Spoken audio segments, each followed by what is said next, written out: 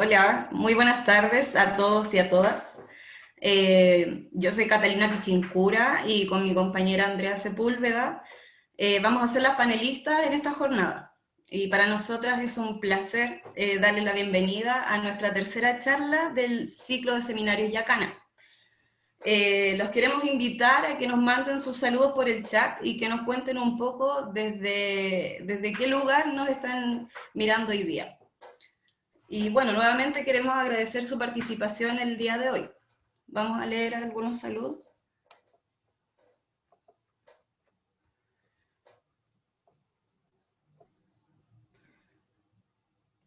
Bueno, saludamos a Pedro Sepúlveda de Puente Alto. Muchas gracias por participar hoy día.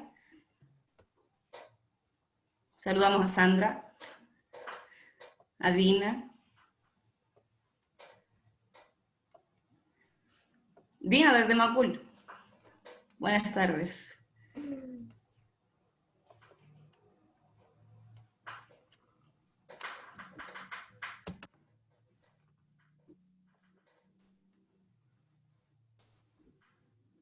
Bueno, faltó un poco de participación en el, En el chat, sí, estaba esperando. Los invitamos a activarse un poco más para poder también generar más comunidad también.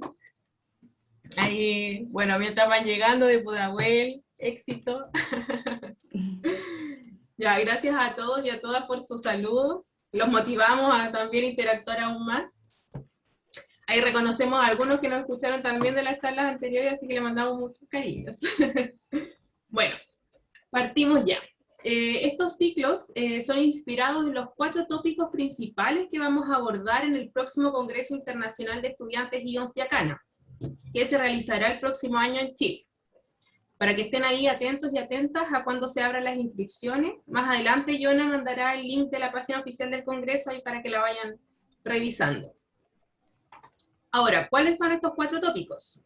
Estos tópicos son biofísica, medio ambiente, astronomía y cuántica, todos aplicados en la óptica. Y además agregamos desarrollo profesional, que es la temática que veremos ahora y el próximo martes a las 10 de la mañana. Finalmente ya damos inicio a nuestra charla de hoy, que se llama Gestión de Proyectos, ¿por dónde empezar?, que vendría siendo la metodología para planificar y dirigir los procesos de un proyecto, que es importantísimo si queremos llevar nuestras ideas, que podrían ser de cambio, a concretar. Y vamos que podemos generar los cambios. ¿Quién mejor que nos hable de ello que Sandra Enríquez? Bueno, gracias, Andrea. Sandra es ingeniera y consultora en gestión de servicios de tecnología de la información. Es especialista en continuidad operativa y seguridad de la información. Actualmente ella es Chief Digital Officer en Powerhouse Data Center y es docente de la Escuela de Informática y Telecomunicaciones de Duoc-UC. Cuenta con 20 años de experiencia en la industria de telecomunicaciones, en 6 de los cuales ella ha sido responsable de gestionar proyectos de servicios tecnológicos, de coordinar procesos de auditorías para certificación internacional de infraestructura, de tecnología de la información y de la difusión de normativas orientadas a centros de datos y a áreas de misión crítica. Bienvenida Sandra, nuevamente, te invitamos a dar inicio a tu presentación y muchas gracias por motivarte a participar con nosotros. Hola, hola, ¿qué tal? Buenas tardes, ¿cómo están? ¿Me escuchan bien? Perfecto. Súper. Ya, súper. Entonces, ya estoy compartiendo la pantalla. Ahí sí me pueden ayudar con colocar mi presentación directa porque me dice que ya la estoy compartiendo, pero no la veo. Hola, buenas noches a todos, bienvenidos. Gracias por estar presentes en la charla del día de hoy. Ahí sí. Ahora sí me da la opción. Gracias. Sí, ahí sí. Ya, ¿ustedes me comentan si ya la pueden ver? Yeah. La vemos. Excelente. Ya, pues entonces, primero que todo, muchas gracias a Jonathan, Catalina, Andrea, ¿cierto? De Usach, que han tenido la amabilidad de invitarme, ¿cierto? En esta oportunidad a apoyarlos un poco con la información referente a lo que es gestión de proyectos y cómo dar inicio a este tipo de actividades, ¿ya? Es por ello que la charla que de la cual vamos a conversar hoy se llama Gestión de Proyectos, ¿por dónde empezar? Bueno, ya la presentación, las chicas acá muy amablemente la hicieron, digamos, con todo lo que corresponde a mi currículum, pero aquí lo vamos a detallar, digamos, rápidamente, ¿ya? Básicamente, yo me he dedicado los últimos 20 años a trabajar en distintas empresas de telecomunicaciones, los primeros 10 años en Entel, y los 10 años siguientes ya en distintas empresas de data center a nivel local. Trabajo, digamos, para la empresa NetGlobalis, Asicom, ahora PowerHost, ¿cierto? Y también para una certificadora internacional que es ICREA, que es una asociación, ¿cierto?, de expertos en data center, en la cual me desempeñé como consultora y country manager en Chile. Entonces, esas son las tareas o los trabajos que he estado realizando hasta ahora y en base al cual me he desempeñado en gestión de proyectos. Con eso también he tenido la oportunidad de poder dar clases, ¿ya? Y completar las horas necesarias, ¿cierto?, pues ya para completar el proceso de certificarme en lo que es la gestión de proyectos, cuyos requerimientos, digamos, requieren, digamos, más de cierto tiempo de trabajo, más de 5 años en el área, el título, digamos, hay que tener ciertas validaciones, entonces ese ha sido el recorrido hasta ahora que me permite, ¿cierto?, poder estar aquí con ustedes. Entonces, partiendo la charla del día de hoy, la primera pregunta que nos hacemos frente a una situación que nosotros queremos abordar es que tenemos un proyecto, ¿cierto? Pero ¿qué es un proyecto? ¿O de qué manera nosotros podemos definir un proyecto? ¿Ya?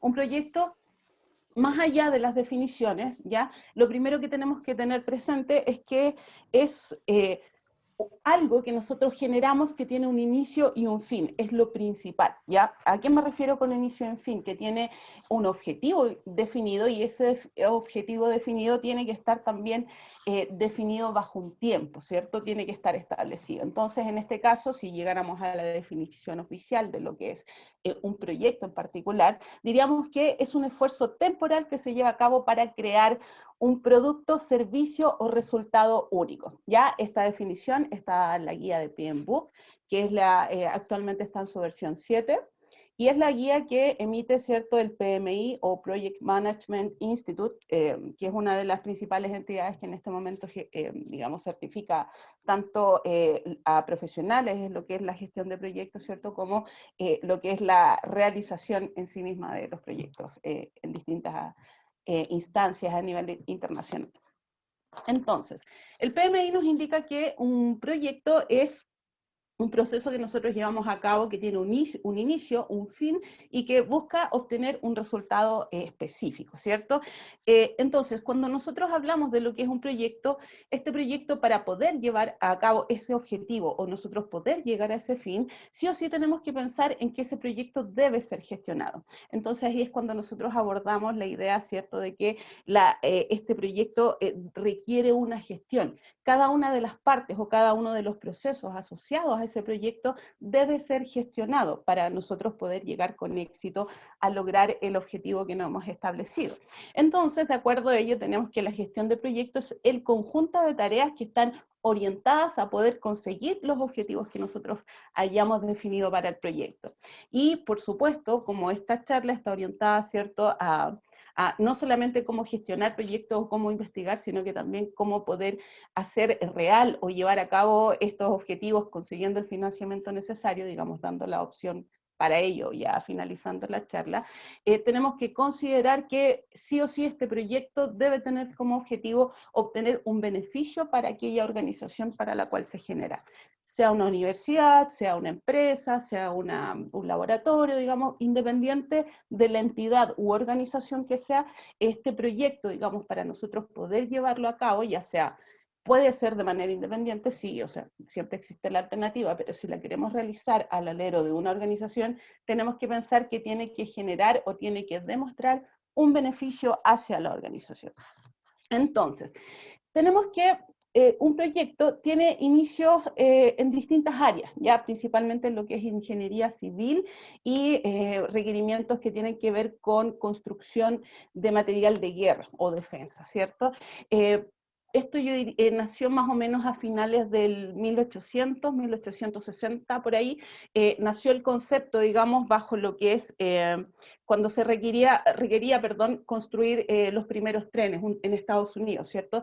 En Estados Unidos teníamos un proyecto, ¿cierto? Un proyecto generado por la Organización de Estados en ese momento, que era construir un ferrocarril que pudiera atravesar Estados Unidos, ¿cierto? Desde la costa norte, o sea, perdón, la costa este a la costa oeste, ¿cierto? Entonces, pudiera este tren atravesar todo el país. Entonces, se generaron estos proyectos, no obstante, durante la realización de esta construcción se vieron enfrentados a distintos tipos de situaciones que generaron, ¿cierto?, que las cosas no salieran como estaban planeadas, y esto hacía que constantemente este proyecto se tuviera que alargar en el tiempo, bien requiriera más financiamiento, porque en el fondo se iban presentando situaciones no previstas. Nadie tenía planificado en ese momento, ¿cierto?, a finales de los 1800, principios de 1900, cómo generar proyectos de gran envergadura, o nosotros poder construir información a gran nivel, ¿ya? Entonces, ahí nació, ¿cierto?, para poder abordar esta complejidad, este conjunto de tareas, ¿cierto?, y que todas estas sean realizadas en tiempo y forma. Nosotros, en este momento, aparece un personaje, ¿cierto?, que es un ingeniero, un ingeniero que es del proyecto de trenes, ¿cierto?, de Estados Unidos, que es Frederick Taylor. De Frederick Taylor nosotros tenemos en lo que es gestión de proyectos nuestras bases, ¿cierto?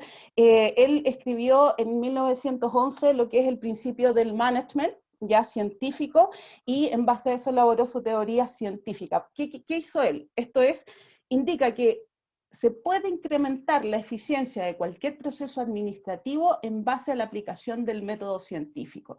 Entonces, ¿de qué hablamos? Cuando hablamos de gestión de proyectos, hablamos en base, o esto nace, o su raíz está en la aplicación del método científico a la gestión de tareas administrativas que nos permitan llevar a cabo con éxito un proyecto. Entonces, ¿de qué se trata un proyecto? Y la gestión de ese proyecto es realizar estas tareas en orden, tiempo y forma, en un plazo estimado, ¿cierto?, para que lleguemos a un objetivo final que sea efectivamente el que nosotros esperamos una vez iniciado el proyecto.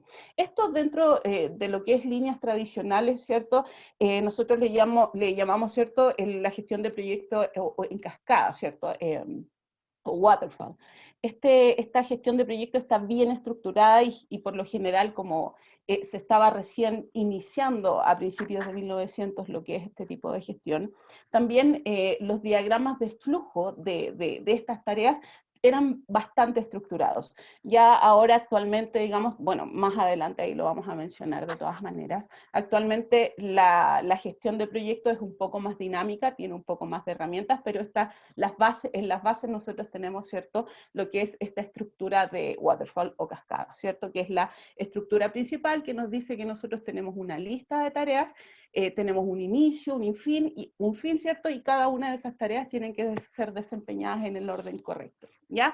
Y bueno, en base a este libro, ¿cierto?, del management científico nació lo que es el Taylorismo, ¿cierto?, de ahí viene el concepto.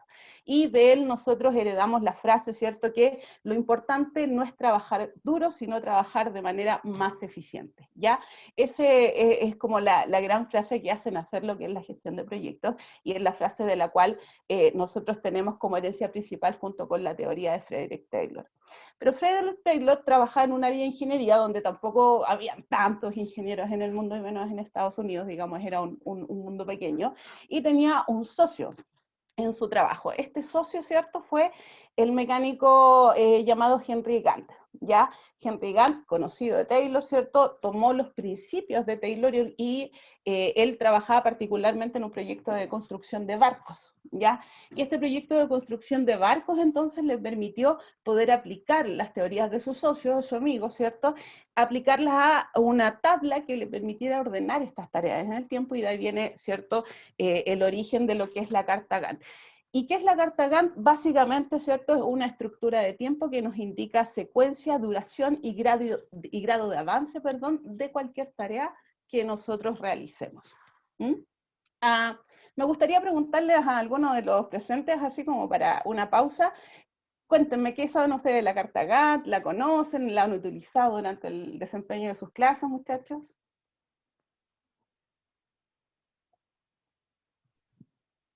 Ahí pueden escribir en el chat. Lo pueden escribir en el Invitamos a la chat. participación. La participación también de los presentes acá en cámara y participantes directos también pueden participar, chiquillos, en la conversación, ningún problema.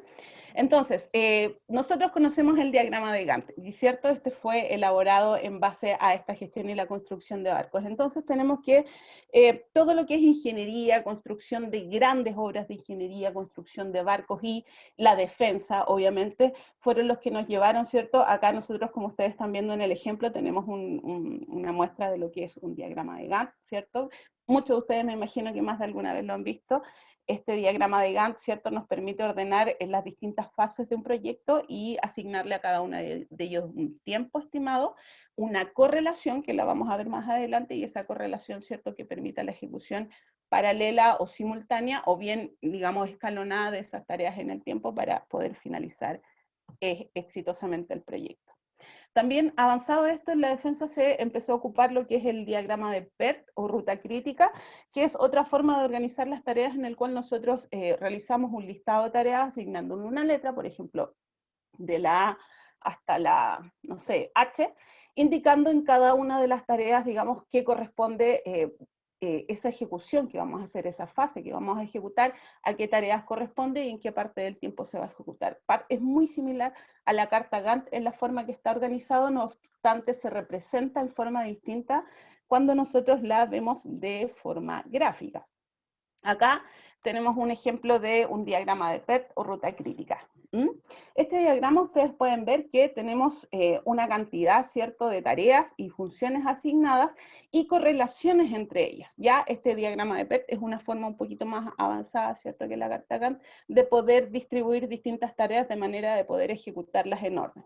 Acá en el ejemplo ustedes pueden visualizar distintos puntos, ¿ya?, que hacen relativo primero a las tareas, ya en este caso, por ejemplo, contamos con la tarea a la cual se le ha asignado un tiempo de 3 meses, ya, y en ese tiempo también paralelamente hay una segunda tarea, o tarea B, asignada a la que tiene 4 meses.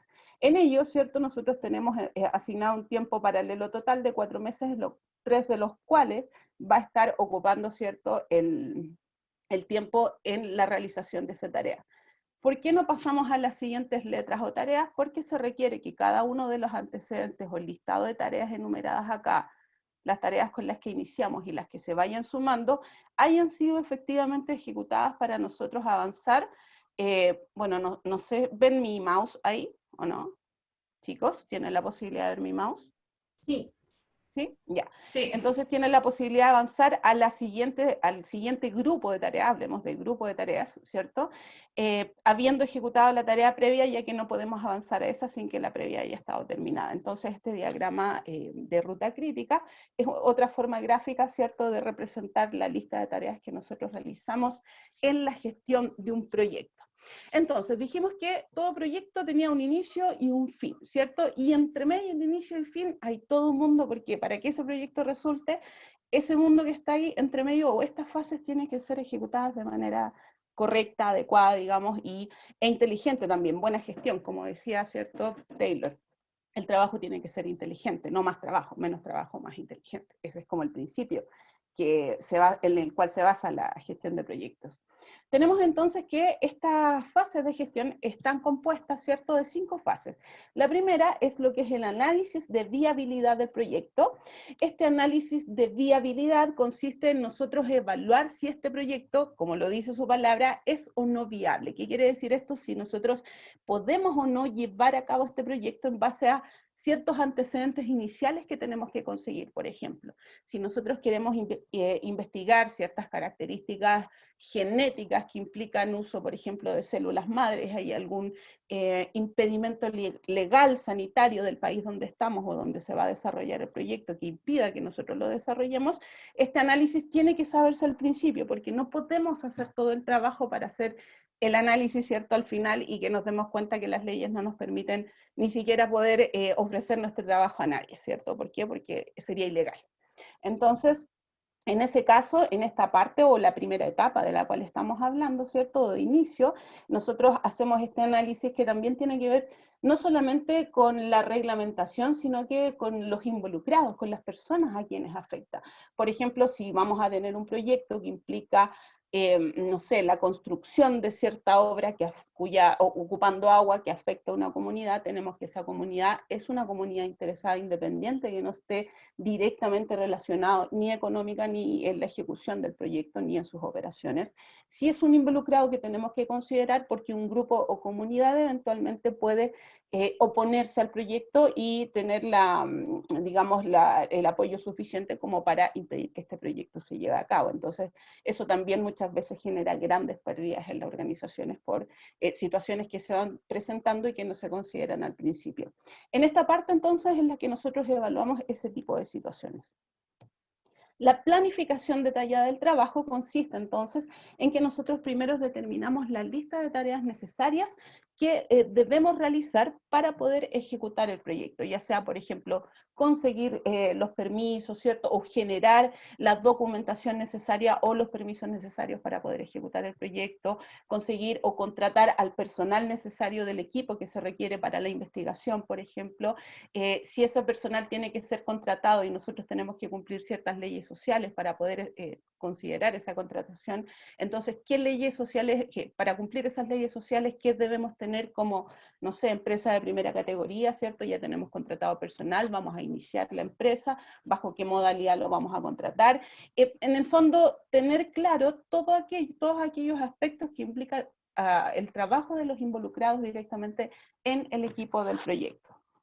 Posteriormente, tenemos lo que es la tercera fase o etapa de un proyecto, ¿cierto? O para la gestión de un proyecto, que es la ejecución. Una vez que nosotros tenemos listas las tareas, asignamos a cada una de esas tareas un tiempo en el cual tenemos que realizarlo. Por ejemplo, si tenemos que sacar un permiso para poder construir una obra X o bien un permiso para poder ejecutar cierta acción, ese permiso nosotros tenemos que tener claridad que no podemos poner en nuestra carta Gantt o en nuestro diagrama que ese permiso lo saco el día 23 y listo, el 24 está ok el permiso. No, porque ¿qué pasa si lo voy a sacar y ese permiso requiere un documento más que un abogado, que si yo me lo tiene que sacar y el abogado se demora 30 días y el permiso se demora 30 días más en salir? O sea, tengo 60 días en los cuales no estoy considerando, no debo considerar solo que es mi gestión de ir y pedirlo, o tener la documentación necesaria para pedirlo, sino que también tenemos que considerar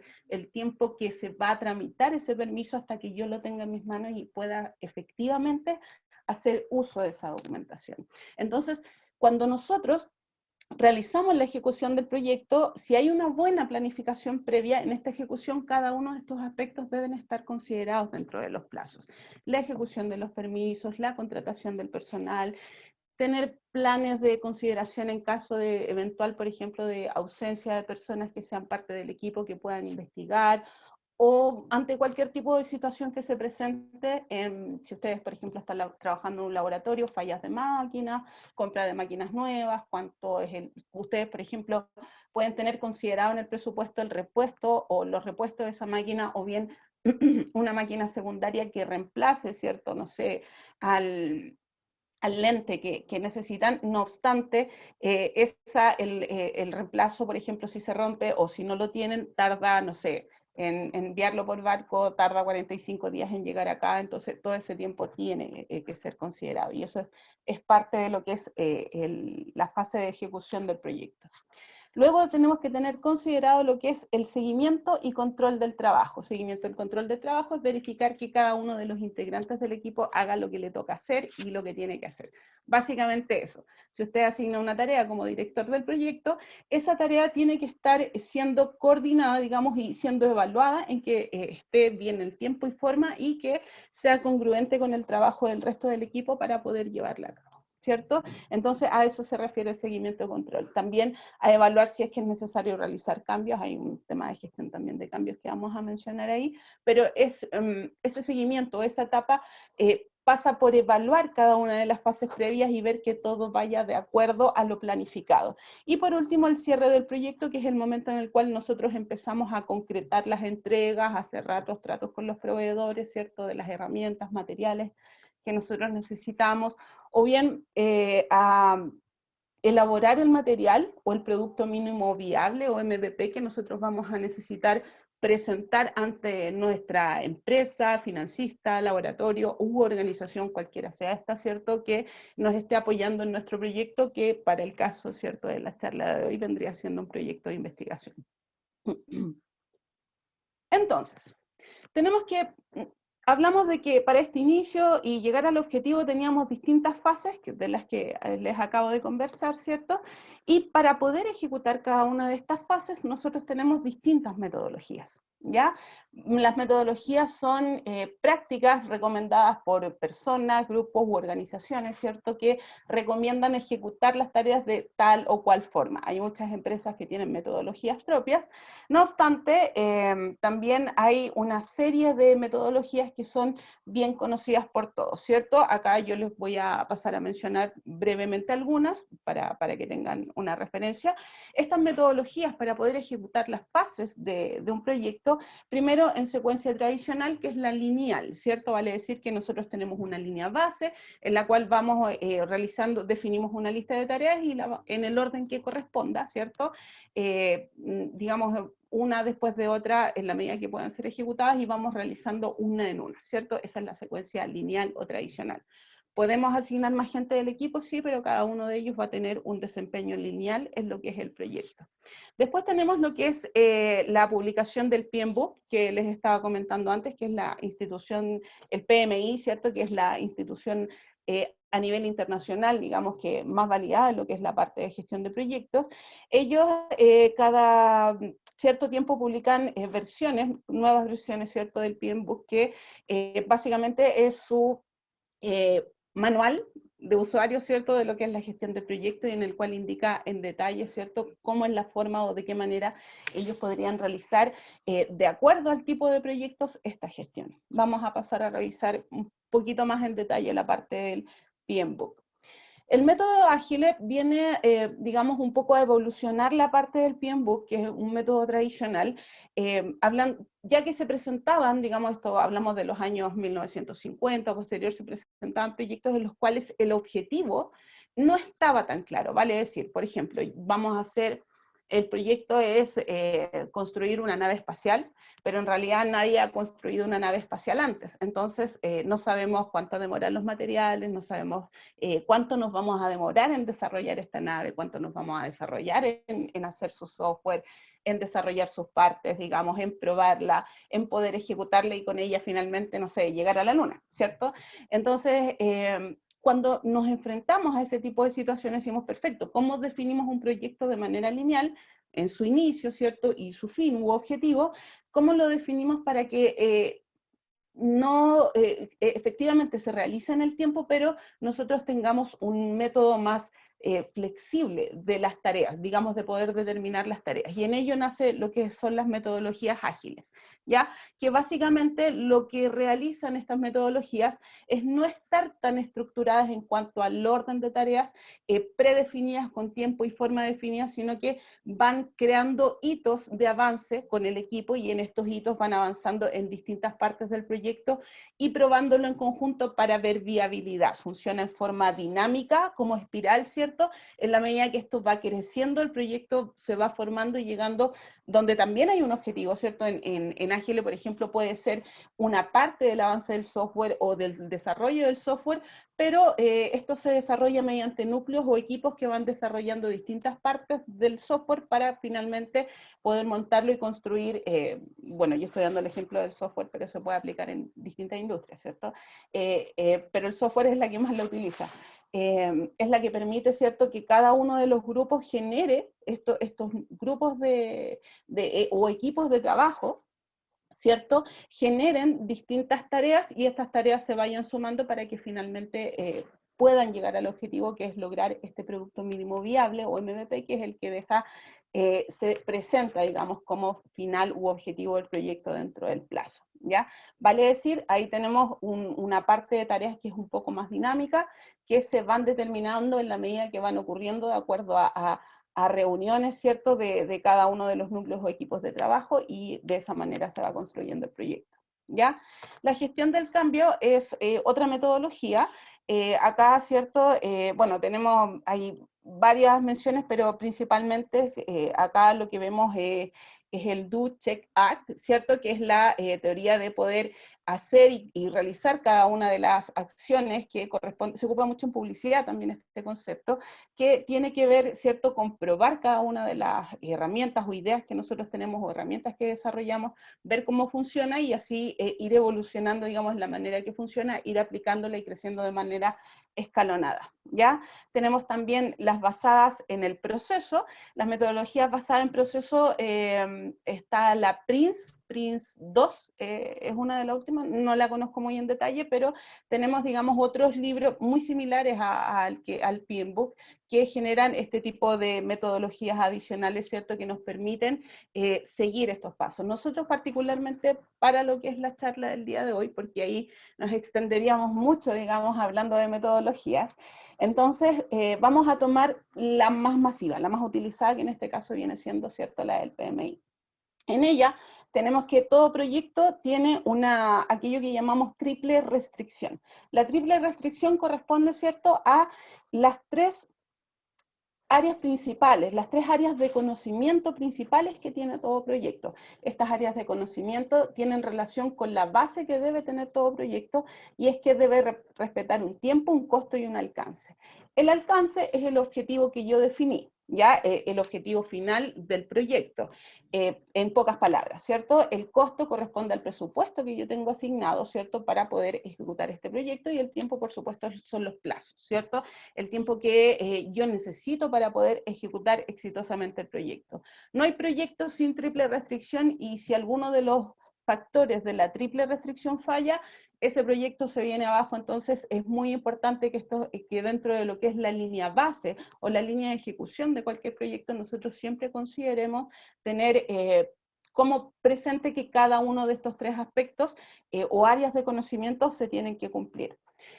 PMBOK tiene 10 áreas de conocimiento en total. Estas son las tres principales. Pero hay unas secundarias, o lo que se llama la triple restricción ampliada, que se agregó ahora ya en la última versión del PMBOK 7, el año pasado, y esta triple restricción ampliada, ¿cierto?, corresponde a lo que es incorporar a la gestión del proyecto, a los ejes principales, lo que es la calidad, gestión de la calidad, vale decir, no solamente que mi proyecto sea cumplir el presupuesto, el tiempo y el objetivo final, sino que también debo considerar que ese objetivo no puede ser cualquier objetivo, tiene que ser un objetivo que el usuario o cliente final valide.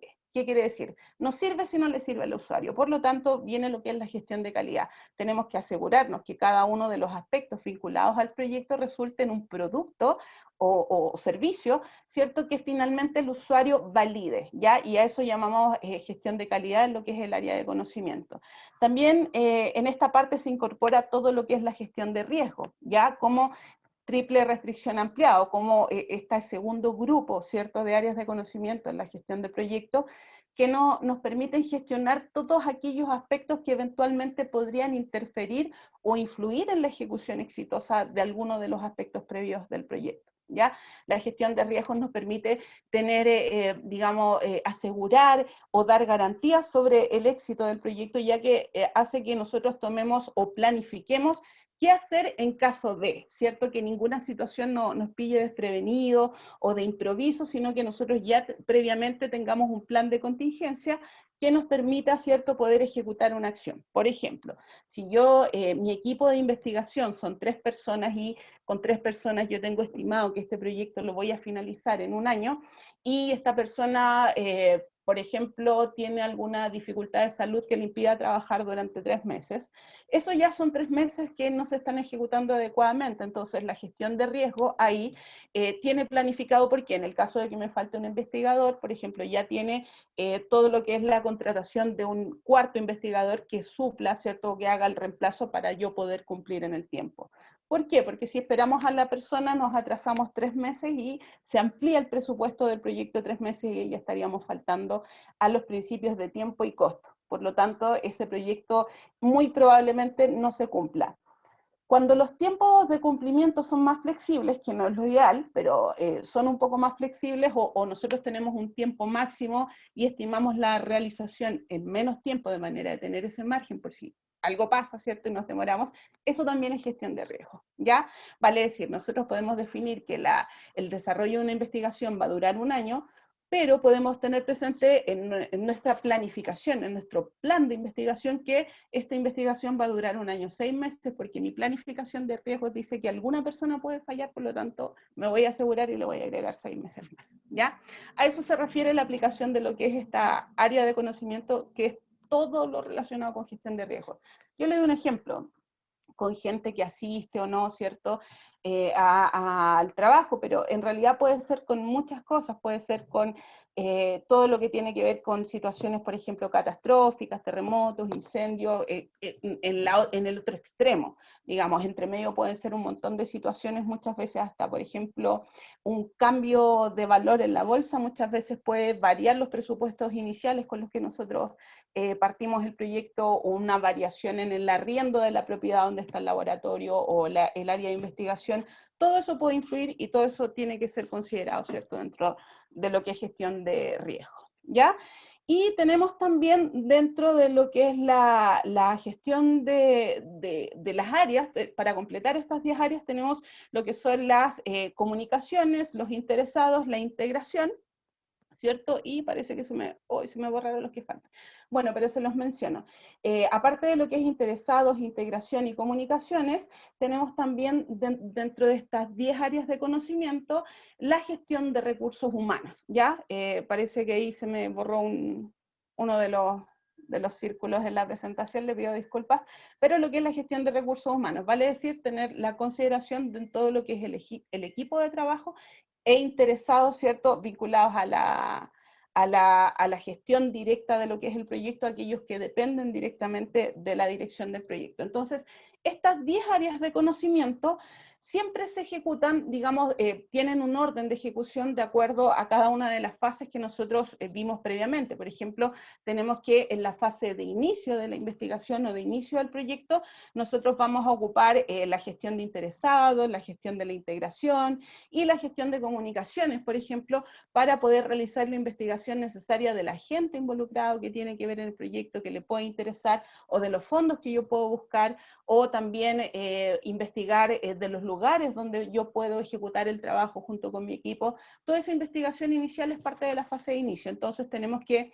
básicamente PMBOK es como una caja de herramientas, ¿cierto? Y dependiendo de las características de nuestro proyecto, nosotros tomamos de estas distintas áreas de conocimiento aquellas que más se adecúan, ¿cierto? Aquellas herramientas que más se adecúan a la gestión del proyecto en particular que nosotros realizamos.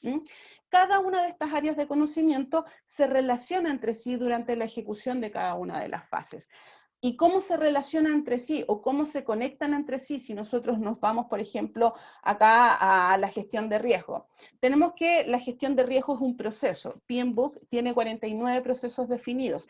Estos procesos ya hablan de cuáles son cada una de las situaciones en hilera de tareas, o los procesos, digamos, son conjuntos de tareas, ¿cierto? Entonces, ¿cuál es el conjunto de tareas que tenemos que realizar para que ese proceso se lleve a cabo? Entonces, cada proceso tiene entradas, las entradas son aquello que yo necesito para que esa tarea se ejecute, tiene también entonces herramientas y técnicas, vale decir, aquellas herramientas que yo necesito o las técnicas que debo conocer o mi especialidad, ¿cierto?, para poder ejecutarlas. Si lo aplicamos, por ejemplo, al campo de la investigación, sería que yo para poder realizar la investigación sobre óptica necesito cierta literatura o cierto software, ¿cierto? Mi entrada entonces es ese software o esos libros que yo necesito para la investigación.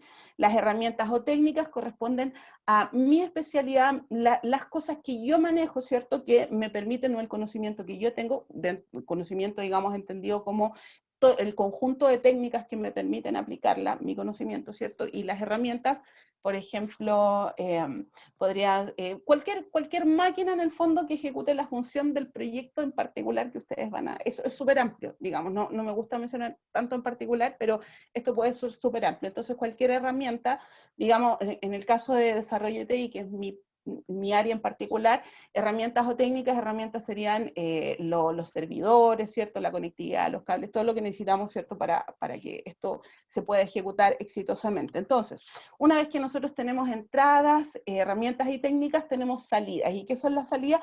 El producto de ese proceso.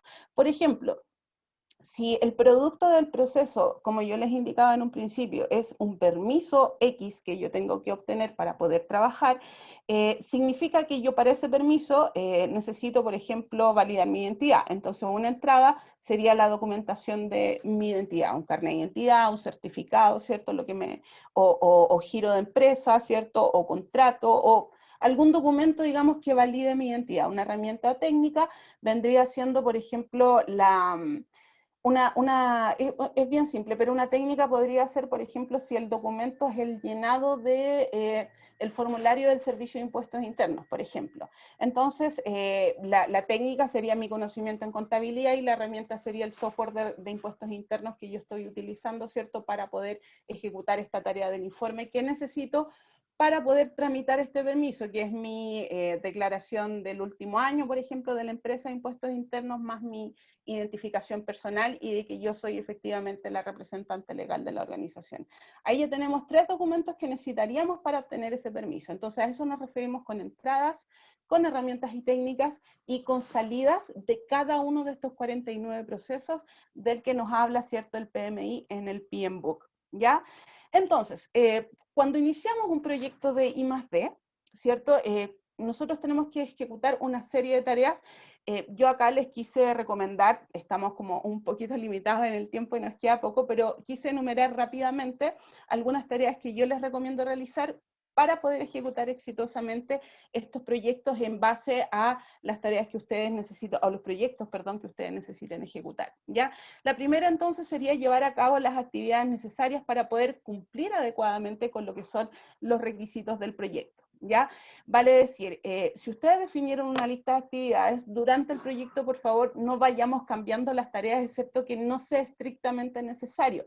Vale decir, una tarea se cambia solamente si no hay forma de seguir ese camino y debemos tomar otro, ¿ya? Y si vamos a tomar ese otro, lo que es la gestión del cambio de ese proyecto, tenemos que considerar qué implica o en qué afecta a cursar o aceptar ese cambio, ¿correcto?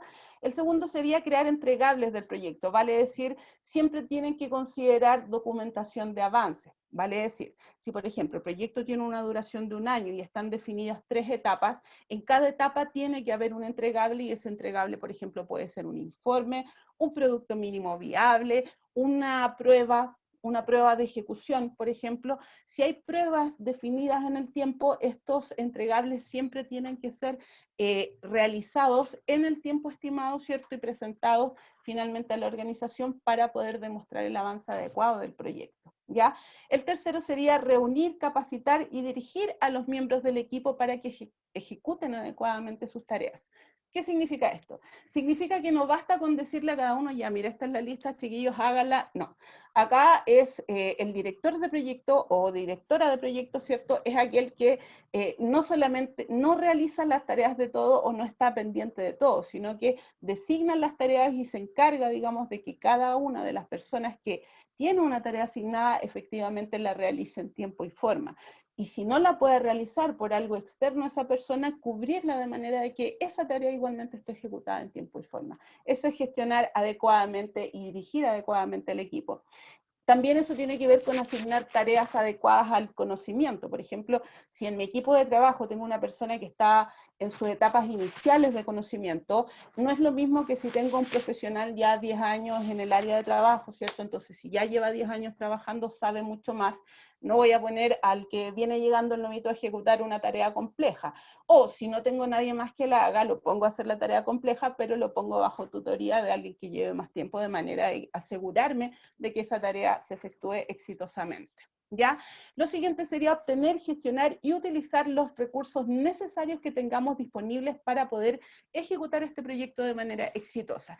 ¿Qué significa esto, cierto? Es que nosotros no solamente gestionamos personas, sino que también gestionamos recursos. Estos recursos son herramientas, puede ser no solamente capital, muchas veces los recursos son acuerdos entre personas. O sea, cuando hablamos de recursos no solamente hablamos de plata, sino que muchas veces también tiene que ver con gestiones que yo tengo que hacer con ciertas personas, con trato personal, con gestión de las comunicaciones, ¿ya?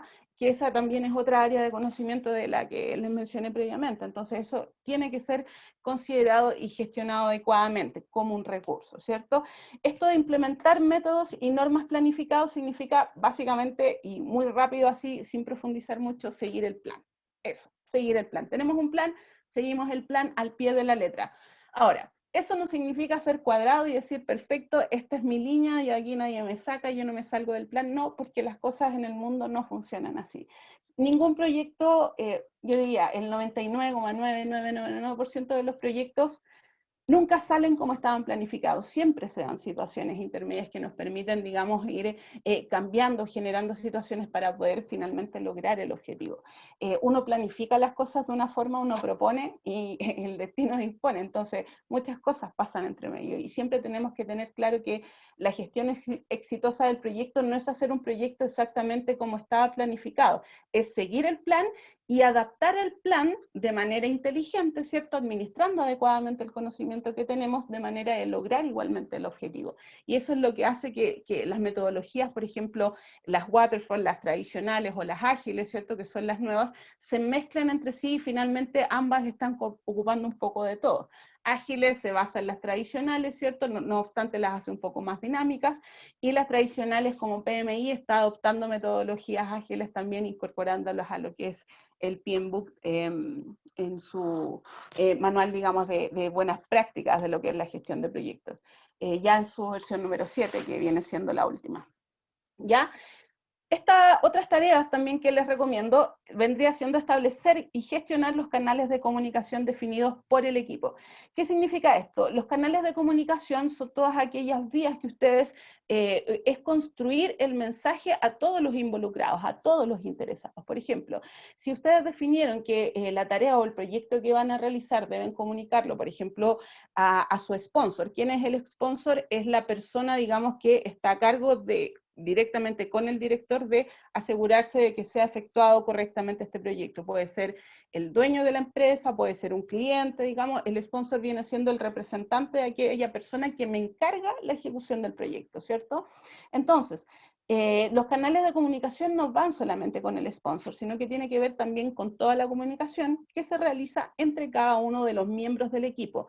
Entre cada uno de los miembros del equipo, con su, no familia, digamos, con su grupo directo, ¿cierto? Con sus comunicaciones, y cómo se relaciona también con la comunidad que rodea a la empresa. O sea, son muchas comunicaciones, no solamente mail, no estamos hablando de mail, grupos de chat o teléfono, sino que, por ejemplo, si hay un cambio en el proyecto y ese cambio afecta a 3 áreas de conocimiento, las cuales involucra a 5 personas del equipo, tengo que saber que ese cambio tiene que sí o sí llegar a esas 5 personas del equipo para que ellos sepan que efectivamente ese cambio les va a afectar y de qué manera les va a afectar.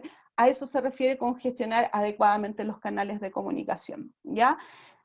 Después tenemos generar datos como costos, cronogramas, avances técnicos, etcétera, ¿cierto? Bueno, los datos, todo lo que conversamos del proyecto, todo lo que definimos en las reuniones del equipo de trabajo y todo tiene que quedar documentado. Si se define que se va a realizar un control, si se define que se va a realizar una evaluación, un control de calidad me refiero, ¿cierto? O una evaluación de los miembros del equipo, todo aquello que se realice como actividad del proyecto debe quedar documentado, ya sea en forma digital o física. Bueno, eso ya es un tema un poco más de gestión de información, pero todo debe quedar documentado sí o sí, porque deben probarse los avances del trabajo y muchas veces es necesario durante la ejecución de un proyecto que yo tengo que volver atrás para ver en qué memo o en qué parte decía tal cosa que ahora me está afectando, ¿cierto? Entonces es importante que tengamos documentado y no tengamos que revisar, por ejemplo, un histórico de 2 o 3 meses de correo como para poder encontrar el mail donde salía, no. La documentación tiene que estar accesible y totalmente ordenada, a eso se refiere, ¿ya? El generar estos datos y administrarlos adecuadamente. Emitir solicitudes de cambio y adaptar los cambios aprobados por el alcance. Bueno, eso es lo que les comentaba anteriormente, ¿cierto? Cada vez que nosotros realizamos un cambio, no solamente decidimos realizar el cambio, sino que vemos todas sus implicancias, y si hay personas implicadas que tienen que, digamos, que tienen una decisión, una opinión que tomar al respecto, estar seguros de que cada una de esas personas está de acuerdo con dicho cambio. Y no es solamente un acuerdo así como, ah, ya me parece bien, o no me va a traer más pega, sino que, por ejemplo, ¿a qué nos referimos con estas solicitudes de cambio? Por ejemplo, si vamos a hacer un cambio sobre el presupuesto, necesitamos que el jefe de finanzas autorice ese cambio. Y el jefe de finanzas no se trata de su voluntad si lo autoriza o no. ¿Qué pasa si ese cambio es aumentar el presupuesto y él no tiene simplemente el dinero para hacerlo? Entonces no se puede hacer el cambio, simple. Entonces a eso se refiere, digamos, que sean gestionadas adecuadamente las solicitudes y los cambios. Bueno, la gestión de riesgo ya se las comenté previamente, tiene que ver con con tener previsto más que nada cualquier situación que se pueda dar frente a la ejecución del proyecto que estamos realizando. Gestionar los proveedores y vendedores significa aquellos que nos proveen las herramientas y materiales, por supuesto deben ser gestionadas adecuadamente. No debemos confiar nunca, chiquillos, jamás en la vida de un solo proveedor, sobre todo si las herramientas o materiales que nosotros utilizamos son muy exclusivos o muy difíciles de encontrar, algún lente, algún químico, cualquier cosa, digamos, que para nosotros sea difícil encontrar. Si tenemos un solo proveedor y nos falla ese proveedor y no tenemos más de dónde sacar ese elemento que necesitamos para continuar el proyecto por algo súper pequeño, echamos al tacho, digamos, todo el trabajo del equipo, ¿ya? Entonces siempre es importante tener en consideración que hay que tener más de algún proveedor, y sobre todo en los casos de que sean cosas difíciles de conseguir, ¿cierto? Herramientas o materiales me refiero. Y por último, recopilar y documentar las lecciones aprendidas. ¿Qué significa esto? Siempre se pueden dar errores durante un proyecto, siempre pueden haber fallas, siempre pueden salir mal las cosas, y eso es parte de la gestión, chiquillos, de cualquier proyecto. Entonces, como las cosas siempre salen mal, es importante que todo aquello que nos llevó a ese error, nosotros, como les señalaba previamente, tiene que estar correctamente documentado, ¿cierto? Pero también tiene que quedar el aprendizaje, tenemos que decir, no tenemos que tapar los errores, no sirve taparlos, los errores son parte de nuestro aprendizaje. Entonces, si tenemos una falla, esa falla se debe documentar, se deben ver los motivos, cuáles son las causas, sin necesariamente dejar de lado la línea principal del proyecto, pero sí ver cuáles son las causas de esa situación, ¿cierto?, que nosotros aprendimos, para que posteriormente en las siguientes ejecuciones de proyecto nunca más tengamos ese inconveniente, porque vamos a tener la experiencia, ¿cierto?, de tramitar adecuadamente cada una de las partes, tareas o procesos que están vinculados al proyecto que nosotros elegimos gestionar. Ahora, terminando, voy a pasar rápidamente porque estamos un poquito cortos de tiempo, pero chicos, les quería comentar, dependiendo del tamaño del producto, servicio o de la investigación que yo vaya a realizar. Por ejemplo, mi investigación puede estar vinculada al control de calidad de un producto, o puede estar vinculada directamente al desarrollo de ese producto. Yo puedo acceder a distintas opciones de financiamiento, ¿ya? Estas opciones de financiamiento, yo acá se las voy a detallar brevemente, tienen relación entonces con... Primero, vamos a separarlas en dos grupos. El primer grupo viene siendo aquel financiamiento, digamos, más conocido, que son fondos más bien pequeños o ayudas a las cuales podemos acceder nosotros para iniciar un mínimo viable o una presentación. ¿Para qué les recomiendo esto? Generalmente se ocupan en emprendimientos, ¿cierto? Y en startups, pero es bueno muchas veces que nosotros consideremos, por ejemplo, si nuestro proyecto es un proyecto que requiere un alto nivel de inversión, más que ir directo a la pelea con mi proyecto millonario de inversión, de investigación, lo que tengo que ir es desarrollar una presentación. ¿Y en qué consiste esa presentación? Por ejemplo, en crear un producto mínimo viable o una muestra mínima viable, o una maqueta, un maquetado, ¿cierto?, que nos permita hacer una demostración del producto para obtener el financiamiento final, que es el que necesitamos para un proyecto más avanzado o de mayor nivel, ¿cierto? En ese caso nosotros tenemos los financiamientos sin aval o garantías. Los financiamientos sin aval o garantías son todos aquellos, plata que tenemos guardada, plata que dan los familiares, créditos que podemos conseguir con el banco, ¿cierto?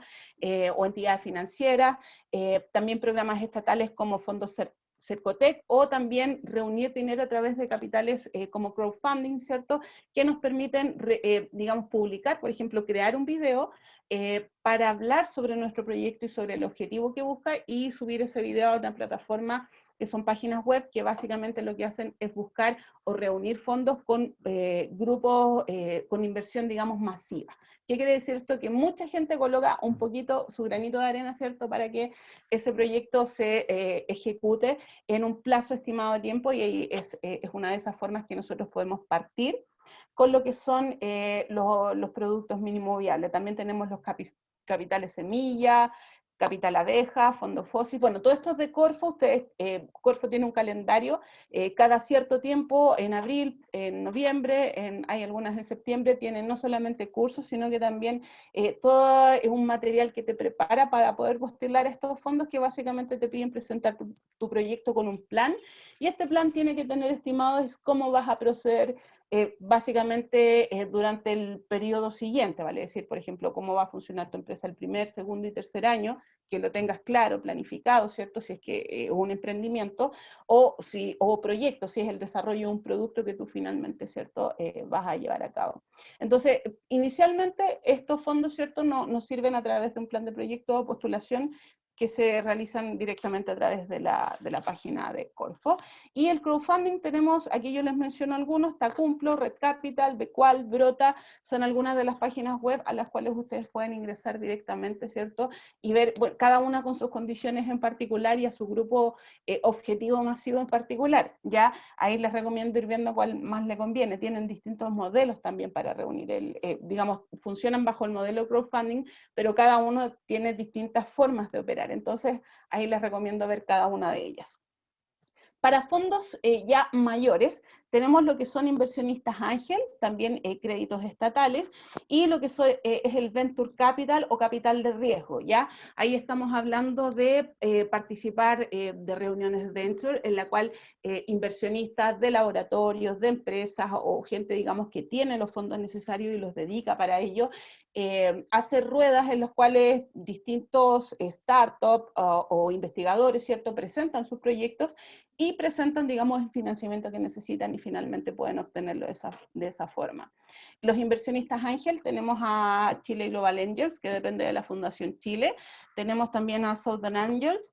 En lo que es créditos estatales está el FOGAPE, MIPYME, el Crédito con Fondo Estatal de Corfo, y el Capital Semilla también de Corfo, que trabaja, digamos, una semilla no como el de abeja, que es como, digamos, para pequeños emprendimientos, sino que ya, digamos, con inversión mayor, que puede llegar, bueno, dependiendo del caso, hasta 25 millones, digamos, la última referencia que tengo.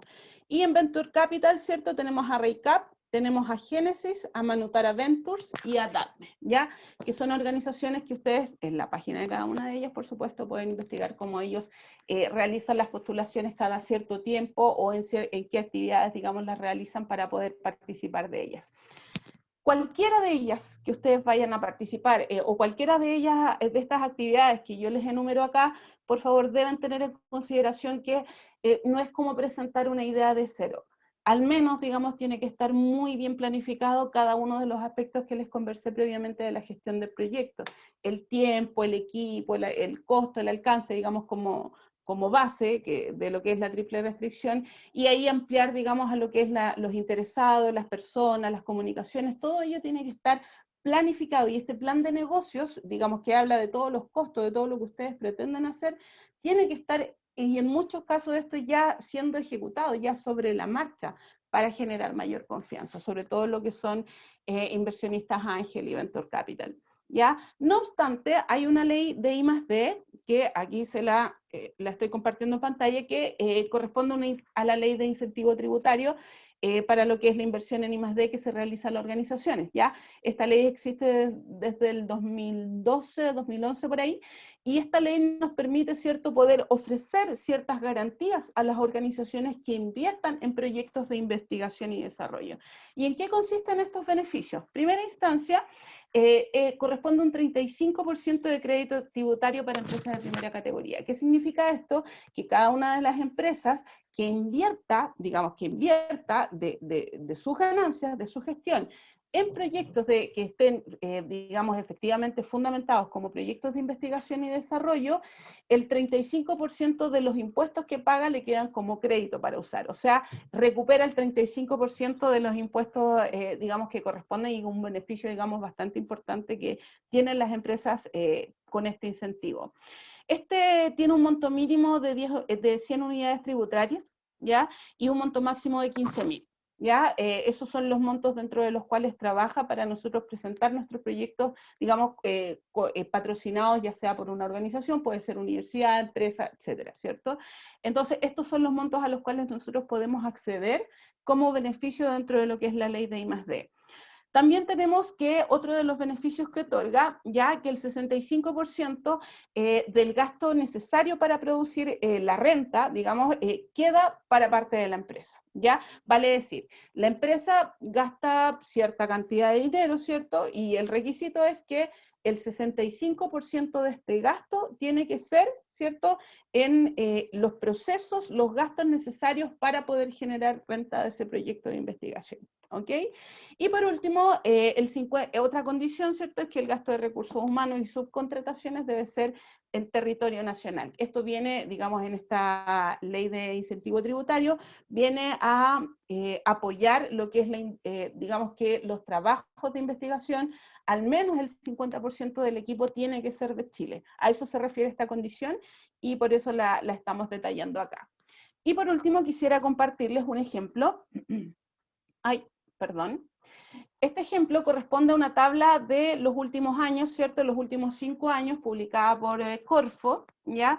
En la cual ustedes están viendo las empresas, la cantidad de empresas que postulan este beneficio. Como ustedes pueden ver, en el año 2016, a 2 o 3 años, ¿cierto?, de la publicación de esta ley, teníamos a 119 empresas obteniendo financiamiento para proyectos de investigación o desarrollo.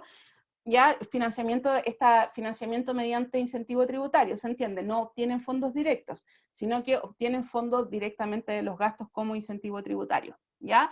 Entonces, y esto fue bajando ahí, como ustedes pueden ver, paulatinamente hasta el 2019 para pegarse un golpe ahí bien fuerte a lo que es investigación y desarrollo en el 2020, ¿ya? Pueden ver acá abajo, ¿cierto?, que tienen las empresas que más fondos han utilizado. En primer lugar tienen Centrovet. Centrovet es un laboratorio que particularmente tengo el honor de conocer. Es un laboratorio que está en Pudahuel, es una empresa que hace 10 años, o sea, digamos, existe hace bastantes años. Era bastante chiquitita y ha ido creciendo a poco, y en este momento ellos desarrollan alimentos y productos para mascotas, ¿ya? Y han hecho bastantes innovaciones. De hecho, yo estuve trabajando con ellos por ahí por el 2011, 2012, y estaban renovando todo lo que es el equipamiento, digamos, de investigación de alimentos. Entonces, son una empresa que se dedica bastante, un laboratorio particularmente privado, que se dedica bastante a lo que es investigación para animales, digamos, para alimentarlos y cuidarlos, vacunarlos, ¿cierto?, adecuadamente. Así que puedo decir que hacen un súper buen trabajo. Tenemos ahí una serie, como ustedes pueden ver, de laboratorios. Estos datos se los pongo como referencia. Y para dejar primero que todo la pregunta abierta, ¿cierto?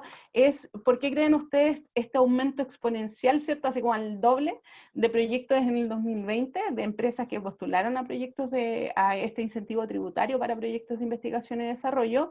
Y en cuanto a si ustedes se fijan, en cuanto a las empresas, digamos, o a las organizaciones que se dedican a hacer uso de este incentivo tributario, tenemos principalmente, o en los 3 primeros lugares, ¿cierto?, a empresas que se dedican a alimentos, ¿cierto? Alimentos tanto, digamos, en el caso de salmones y biomar, a partir del mar, y en el caso de Centrovet, para animales veterinarios en general, ¿cierto? Entonces son laboratorios principalmente los que se dedican a ellos. Se las menciono acá porque pueden ser una buena guía a partir de qué áreas o rubros les pueden servir a ustedes, ¿cierto?, para investigar líneas verticales de laboratorios, de empresas, de madereras, de salmoneras, ¿cierto? Que como invierten en esto pueden eventualmente ser receptivos, ¿cierto?, a recibir nuevos proyectos de investigación y desarrollo, ¿ok? Y nada, me demoré 6 minutos más. Eso, chicos, preguntas, dejo, no sé si las preguntas abiertas al chat. Voy a tomar aire. ¿Listo? Así que nada, chicos, ahí ustedes me comentan si yo no veo el chat en este momento porque tengo la presentación en pantalla, pero si hay alguna pregunta, me comentan. O si ustedes quieren comentar ustedes mismos el contenido que revisamos ahora durante la charla. Sí, muchas gracias, Sandra, igual por la presentación, que fue bastante pedagógica sobre gestión de proyectos. Un tema que, como tú dijiste, igual es para largo, pero ahora nos dio una pequeña igual introducción como para tener un punto de partida y cómo abordar la gestión de proyectos. Así que ahí les invitamos a escribir sus dudas en el chat de preguntas y respuestas para que Sandra pueda resolverlas. Y si alguno quiere o alguna quiere intervenir de forma directa, ahí levanta la manito. La manito. Así que ahí los dejamos, vamos a dar unos minutitos.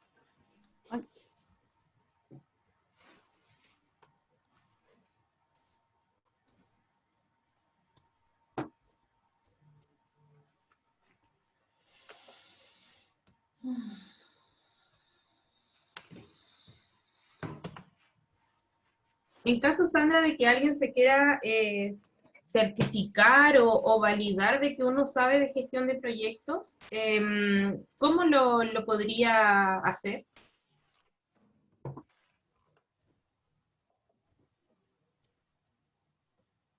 Está silenciada, Sandra. Perdón. Para iniciarse en gestión de proyectos, depende primero que todo de la línea de gestión que tú elijas. Por ejemplo, en desarrollo de software, todo lo que es metodología ágil se certifica a los profesionales mediante Scrum, ya que son las principales metodologías para lo que es desarrollo de software en cuanto a gestión ágil en ese caso. En el caso del PMI, que digamos el instituto que valida la gestión de proyectos ya que ya ahora en su última versión aborda también lo que es las metodologías ágiles, pero que viene o parte de lo tradicional, el PMI certifica como PMP o Project Management Professional a los profesionales que realizan y aprueban su examen. ¿Ya? Ese examen, hay muchas instituciones distintas, digamos, tanto a nivel público como privado, OTEC también, ¿cierto?, que se dedican a hacer cursos del PMBOK, ¿cierto?, muchos de ellos con el patrocinio de PMI. No obstante, PMI lo que se dedica es hacer el examen de certificación. Es un examen de, digamos, aproximadamente unas 300 preguntas, que tiene un costo de $200, si no me equivoco, la última, $200, y que tú aprobando ese examen y sumado a los requisitos, ¿cierto?, que tienen que ver con tener un título profesional o bien una antigüedad, digamos, laboral que fundamente tu práctica profesional en un área, digamos, no es obligación el título, pero sí, si quieres validarte como profesional en un área, debes demostrar un tiempo de trabajo en esa área en particular. También solicitan haber realizado horas de práctica. ¿A qué se refiere horas de práctica con PMBOK? Se refiere a haber realizado ya sea un curso o bien directamente haber ejecutado un proyecto bajo la modalidad de PMBOK directamente con su patrocinio, de manera que valides que tú conoces, digamos, todo el libro, todo lo que es su metodología y sus buenas prácticas, y esa validación, digamos, es un requisito previo, junto con pagar el examen y, por supuesto, pasar el examen, y con eso ahí ya tiene la certificación. Entonces, el examen solamente lo da el PMI. El examen lo da el PMI, claro, Ya, y todos aquellos que te ofrecen... En diferentes... Sorry. No, Uno dale, se puede capacitar en diferentes lugares.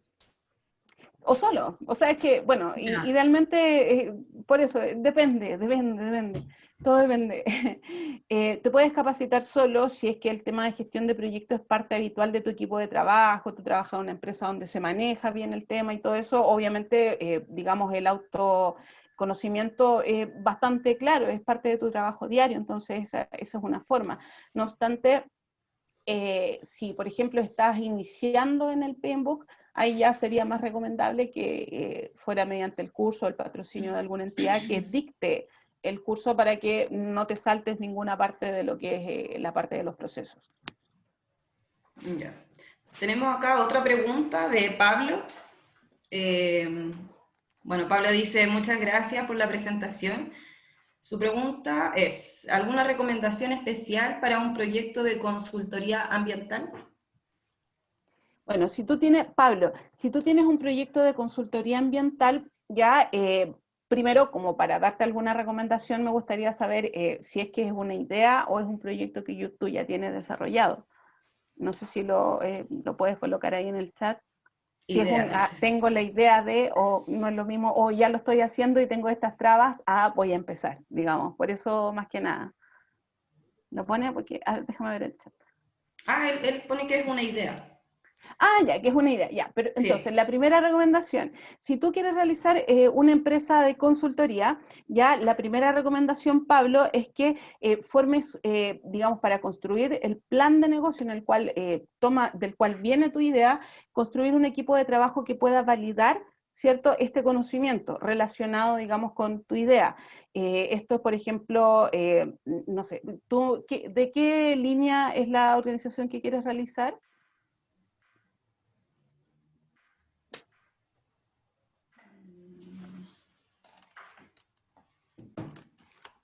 Estamos esperando que Pablo comente. Pablo conteste, claro. Como para dirigirme para allá con la respuesta. Ya, Pablo nos dice que es de evaluaciones y declaraciones de impacto ambiental.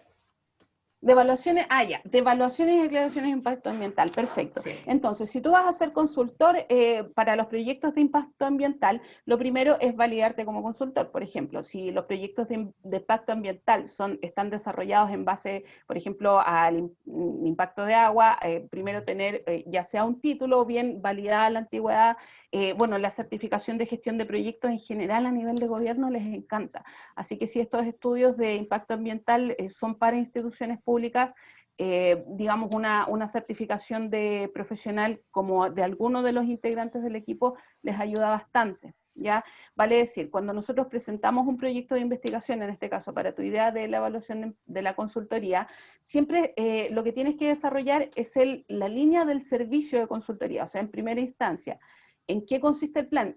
¿A qué se refiere el plan? Vale decir, ¿qué es lo que tú pretendes, cuál es el producto final de tu consultoría y cómo pretendes desarrollar ese proceso?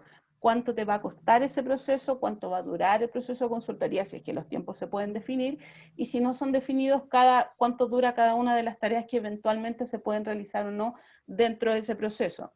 También es importante validar si cuentas con los permisos, las autorizaciones necesarias para poder ejercer dicha función. Si es, sobre todo, por ejemplo, en el caso de impacto ambiental, si tiene que ver con, hay ciertos permisos, por ejemplo, para lo que es sanidad, que requieren sí o sí que tú tengas algún miembro del equipo, o todos, o alguno de los miembros del equipo, por ejemplo, tenga alguna especialidad o pueda validar experiencia o profesión vinculada a la biología. Ya no puede seguir el proyecto si uno de los miembros del equipo no es biólogo.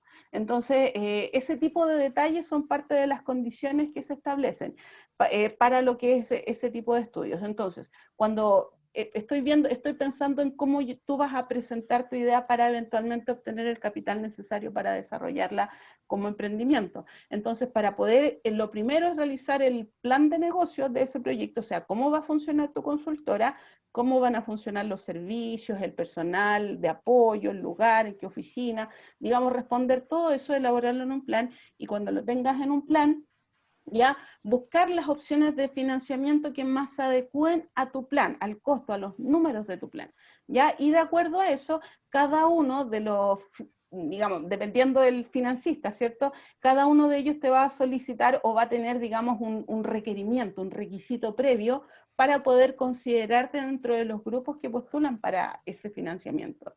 Por ejemplo, si tú necesitas, ya creaste, digamos, postular a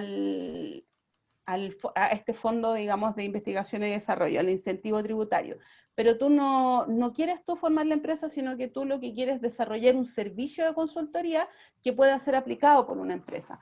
En ese caso, haces todo el proceso del desarrollo del servicio, digamos, cómo va a operar, los costos y todo eso, y se presenta a la empresa para que esta empresa te patrocine y eventualmente aplique este proceso de servicio de consultoría dentro de su gama, digamos, de primera categoría, y a la vez acceda a este incentivo tributario. Entonces, ahí el incentivo tributario pasa a ser una motivación adicional, ya que tú cuando le presentas el proyecto a la organización, no solamente estás presentando, digamos, esto quiero hacer, sino que también le estás diciendo, y tú además, por ayudarme, tienes todos estos beneficios, y además como resultado final vas a tener tal producto, tal servicio, que viene siendo el objetivo de la consultoría. ¿Ya? O sea, es un poco lo que venimos hablando. En resumen, la idea, Pablo, es que para poder desarrollar este negocio de consultoría, yo diría lo primero, que el equipo de trabajo, por lo que he visto, sea con personas vinculadas al tipo de proyecto que vas a investigar, que puedan respaldar su conocimiento en el área, ¿ya? Porque gran parte de los fondos, yo diría que, digamos, el 90% de los fondos piden que algunos de los miembros del equipo, si no todos ellos, efectivamente sean o científicos o profesionales o, digamos, peritos en el área en particular en la cual se continúa el proyecto, ¿ya? Y planificarlo bien antes de presentar la idea a los financistas o al que corresponda dentro de los que acabamos de mencionar. Yo les puedo dejar a los muchachos, en todo caso, acá no sé si queda la grabación o la presentación donde ustedes pueden ver la lista de entidades que mencionamos anteriormente, así como para no repasarlas de nuevo. Sí, no sé si eso responde la pregunta. Grabación. Pablo, ahí esperamos que responda también en el chat. Mientras tanto, sí, muchas gracias, Seca, dice. Acá también Aldo Sánchez levantó la manito, así que le vamos a dar el espacio a que la pregunte de forma directa. Ya, y vale. le vamos a habilitar el micrófono. ¿Quién? ¿Nombre? Aldo Sánchez. Aldo. No, Ya. ¿Estás Carlos. por ahí, Aldo? Aldo. Aldo.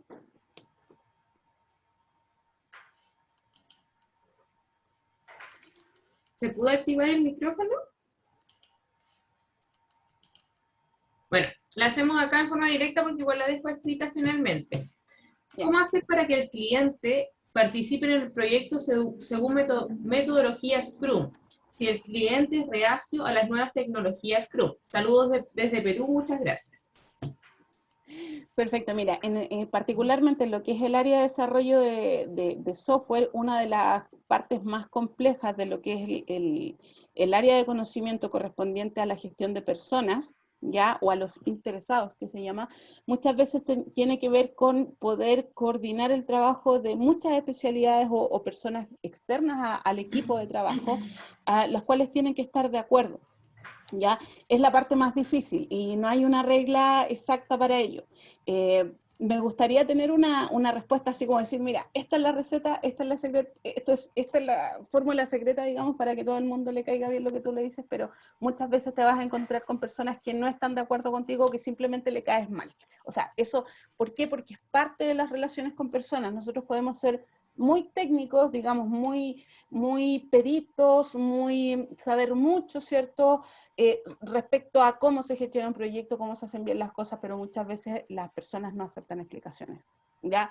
Si alguien quiere, no te escucha, si alguien quiere, no leyó tu mail o le pasó algo en su vida personal, qué sé yo, y no pescó el memo que decía que tú tenías que gestionar algo, entonces gestionar a las personas es complejo. Si hay un consejo que yo te pueda dar para gestionar a las personas, eso es, digamos, que se aplica en la vida en general, no solamente a la gestión de proyectos, es por supuesto, primero que todo, aprender a escuchar y ver las razones del otro, porque la empatía, digamos, poder ponerte en el lugar del otro y ver cuáles son los conflictos o problemas que ve la persona en adoptar aquello que yo le estoy mostrando y desde el punto de vista de la otra persona decir de qué manera yo le puedo facilitar el proceso.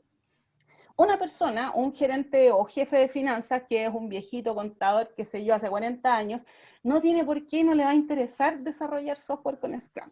Y no se va a aprender Scrum y no se va a aprender el desarrollo de software y tú nunca vas a cambiar eso. ¿Por quién no le interesa? Porque digamos, si tienes la suerte te vas a encontrar con un igual que le guste el tema, que sea, digamos, fácil, pero la gente no funciona así. Entonces, ¿cómo convences a una persona así que efectivamente tiene que realizar o ejecutar cierta tarea? Es poniéndote en su lugar, viendo cuáles son los peros o conflictos que ve esa persona frente a la tarea y viendo de qué manera lo que tú le ofreces o lo que tú le estás presentando le facilita el entendimiento de por qué tiene que ser. O sea, ahí tú te vas al objetivo. Si la persona es muy complicada con el tema, te vas al objetivo. Ya, mire, no sé, tiene que usar un software nuevo de contabilidad la persona porque no tiene, digamos, idea de desarrollo, pero tiene que aprobar, por ejemplo, la compra de los software, ¿ya? Entonces ahí tú le puedes comentar en palabras simples que los software que se requieren, ¿cierto?, son para ejecutar ciertas acciones, y esas acciones en palabras simples, si no se ejecutan, se cae el proyecto, o no se puede continuar. Entonces, ¿qué haces tú? Vas a tener que notificar a la gerencia, a la jefatura, o al director del proyecto, ¿cierto?, que simplemente se posterga esa tarea porque no se puede ejecutar.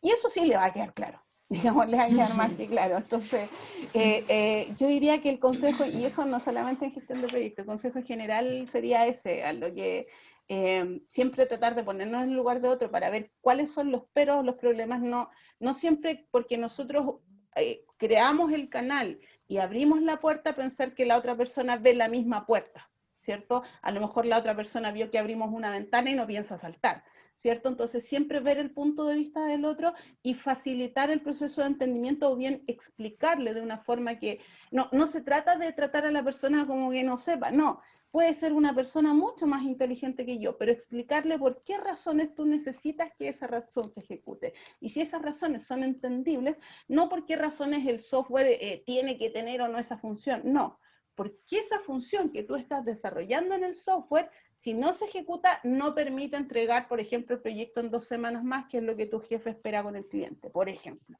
No sé si eso responde más o menos a tu pregunta, Aldo.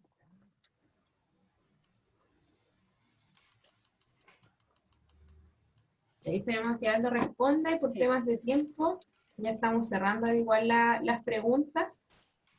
Muchas gracias, Sandra. Igual queremos agradecerte nuevamente por tu tiempo y por también comentarnos y orientarnos acerca del tema de generación de proyectos, que es bastante importante si queremos ya poder actuar en este mundo. Ya, muchas gracias también por la participación en el ciclo del seminario IONS Yacana y tu disposición a enseñarnos. No, Agradecemos gracias a ustedes por gracias a ustedes por invitarme. Yo súper feliz, y cuando quieran. Si les sirve, digamos, en lo que... Y si alguno de los temas que vimos, porque ustedes me pidieron, digamos, con una bien intro al tema de lo que es la gestión de proyectos, esto tiene un montón, digamos, de diversificaciones, de temas que se pueden tratar al detalle. Así que si quieren tratar algún tema en detalle, más adelante tú me comentas y tienen toda mi disposición. Así que gracias. Sí, que igual. sería Muchas ideal, gracias. Juan.